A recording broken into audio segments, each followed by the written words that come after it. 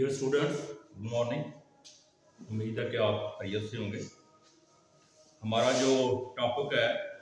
जो हमारा subject repair and maintenance के मतलब जिसकी स्टडी हम कर रहे हैं, उसमें से हमने ये जो अपना जो टॉपिक स्टार्ट किया हुआ है, ये मोटर स्टार्टर्स के बारे में है और मुख्तलिफ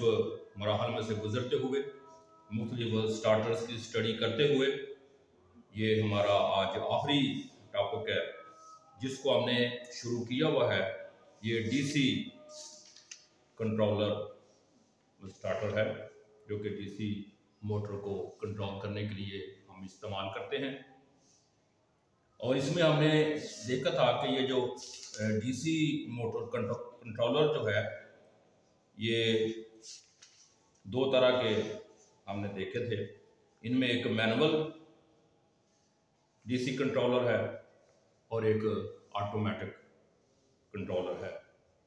तो जो पहले हमने स्टडी की है वो हमने मैनुअल ड्रम कंट्रोलर की स्टडी की है, जिसके ज़रिए डीसी मोटर को जो है ना वो कंट्रोल किया जाता है। तो आज का जो हमारा जो टॉपिक है वो ऑटोमेटिक कंट्रोलर है। और ये जो ऑटोमेटिक कंट्रोलर जो है, ये एक ऐसा कंट्रोलर है जिसके ज़रिए खुद कार तरीके से डीसी मोटर की स्टार्टिंग और रिवर्सिंग जो है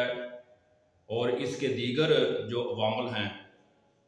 वो मैग्नेटिक कॉन्टैक्टर्स के ज़रिए सर अंजाम पाते हैं। तो ऐसे स्टार्टर को हम ऑटोमेटिक कंट्रोलर कहते हैं। इस कंट्रोलर का बुनियादी हिस्सा चूंकि मैग्नेटिक कॉन्टैक्टर पर मुश्तमिल होता है, इसलिए इस किस्म के कंट्रोलर को मैग्नेटिक कंट्रोलर के नाम से भी पुकारा जाता है। और ये स्टार्टर जो है, ये चूंकि मैग्नेटिक कॉन्टैक्टर के ज़रिए सारे जो फंक्शन जो हैं ये परफॉर्म करता है, इसलिए इसको ऑटो कंट्रोलर कहा जाता है। और ये कंट्रोलर जो है ये बहुत ही अहम है और ये मोटर को मुकम्मल तौर पर कंट्रोल करता है। ऑटोमेटिक तरीके से इसकी स्पीड को भी कंट्रोल करता है। अगर रिवर्स और फॉरवर्ड करना हो तब भी ये स्टार्टर जो है ना ये रिवर्स और फॉरवर्ड करता है और मोटर की हिफाजत भी करता है। लिहाजा ये सारा काम जो है सिर्फ एक बटन के दबाने से ये स्टार्टर जो है ना ये सारा अंजाम देता है। अब इस स्टार्टर के जो अमल करने का जो असूल है उसको हम ज़रा देखते हैं कि ये स्टार्टर जो है ये किस तरीके से अमल करता है। और इसमें हमने देखा था कि जो जब डीसी स्टार्टर जो मैनुअल स्टार्टर है उसकी हमने स्टडी की थी, तो मोटर जो है जो कि डीसी मोटर जो है उसका जो आर्मेचर जो करंट है मेन बुनियादी मकसद जो है उसको कंट्रोल करना होता है। और जब हमने मैनुअल स्टार्टर में हमने देखा था तो हमने उस स्टार्टर के हैंडल को घुमाकर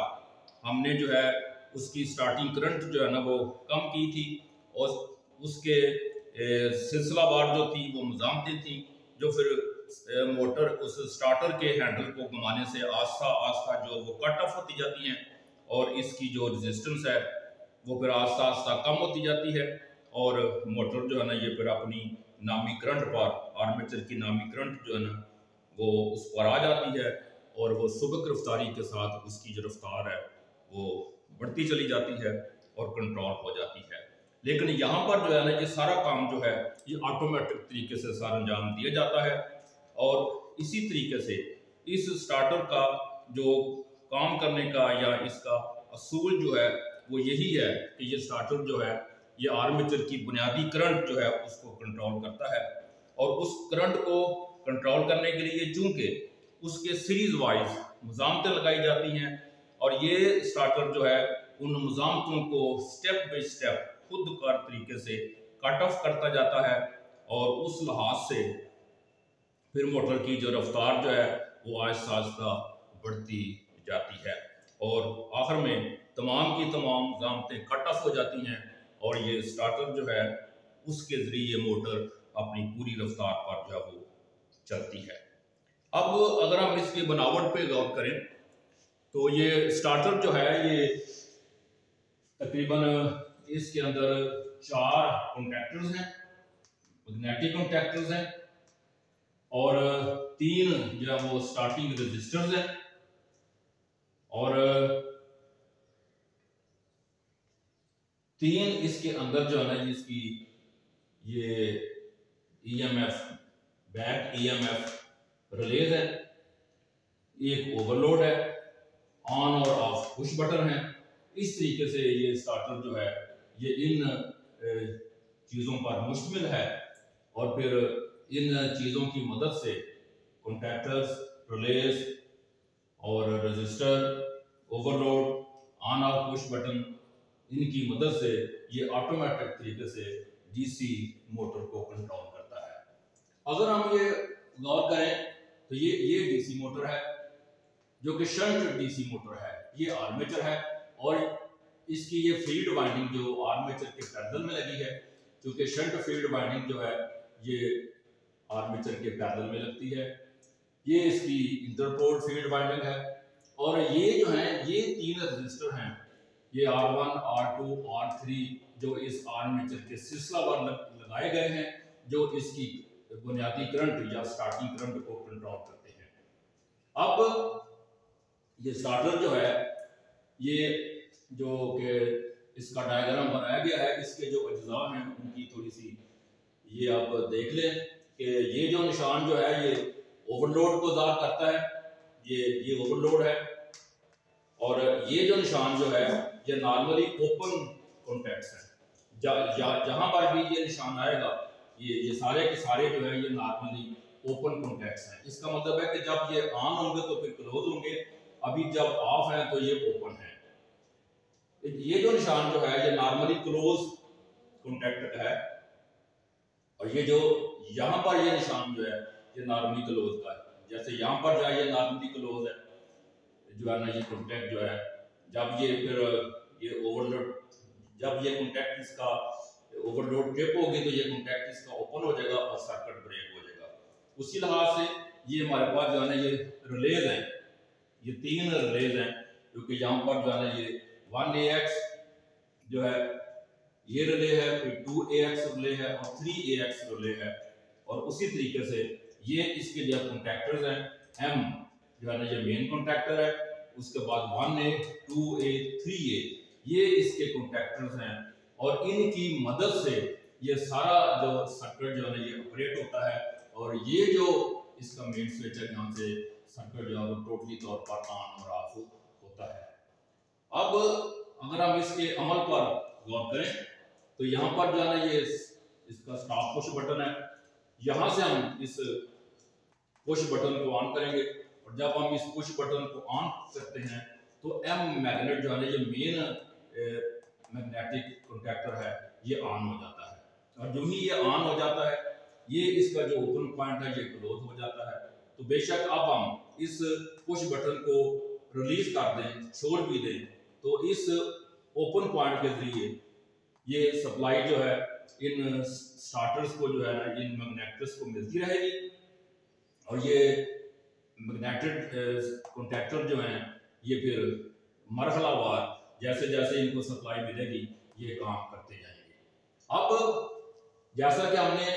पढ़ा है कि इस स्टार्टर का जो बुनियादी मकसद जो है ये आर्मेचर की बुनियादी स्टार्टिंग करंट जो है उसको कंट्रोल करना होता है। उस लिहाज से जो ही हम इस कॉन्टैक्टर को ऑन करते हैं तो तमाम के तमाम रजिस्टर जो है इसके दरमियान में फाइल है, लिहाजा मोटर जो है ना ये बिल्कुल स्लो स्पीड के साथ जो है ना ये मूव होना शुरू हो जाती है। उसी लिहाज से फिर ऑटोमेटिक तरीके से जब इसकी रफ्तार जो है इसकी जो है ये मोटर की चलती है तो तकरीबन जब 40% तक जो है ना इसकी रफ्तार बढ़ती है तो जो ही ये इसकी ये रनिंग में आता है ये आर्मेचर तो इसका बैक EMF जो है वो भी इसके साथ जो है ना ये पैदा होता है। तो जो ही बैक ईएमएफ जो है जब 40 रफ्तार जब इसकी 40% होती है, उस बैक ईएम से ये जो 1AX कॉन्टैक्टर जो है रिले जो है ये ऑन हो जाती है। और जब ये ऑन हो जाती है तो इसका जो 1AX का जो ये जो पॉइंट है 1A का जो है ना, ये जो कि ओपन जो था ये क्लोज हो जाता है। इस क्लोज होने से ये कॉन्टैक्टर 1A जो है ना ये ऑन हो जाता है, और 1A होने से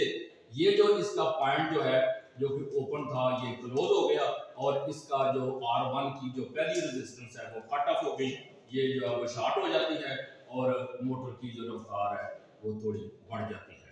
उसी तरीके से जब 60% जो है ये आर्मेचर की रफ्तार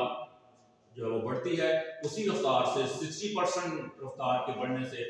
इसका जो बैक ईएमएफ के वोल्टेज जो हैं वो तकरीबन जब 60% होते हैं तो फिर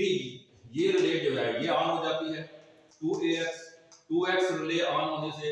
ये जो इसका ओपन जो पॉइंट है ये क्लोज होता है, इसके साथ ये कॉन्टैक्टर इसका ऑन हो जाता है। इस कॉन्टैक्टर के ऑन होने से ये जो 2A इसका जो पॉइंट है ये क्लोज हो जाता है। इस तरीके से ये रजिस्टर नंबर 2 जो है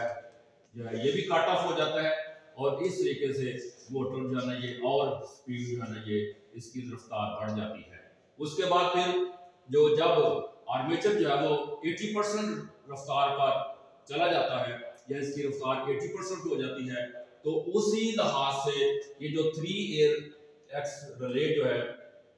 इसको बैक ईएमएफ के वोल्टेज जो हैं फिर